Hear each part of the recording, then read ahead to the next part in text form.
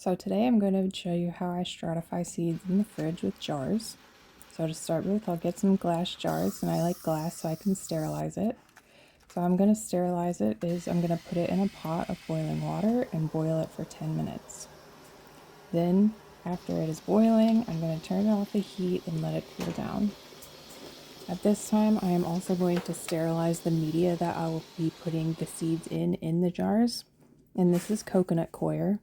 So I want that to get to 180 degrees, and I want it to be at least 180 degrees for 30 minutes.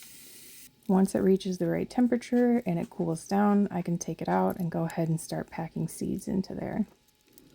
So the reason that I'm doing all of this sterilization is because one of the biggest threats to seed is mold and fungus growth in the fridge.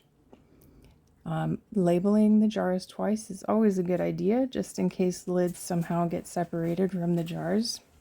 Then once my jars are packed with media and seed and labeled, they are ready to go into the fridge.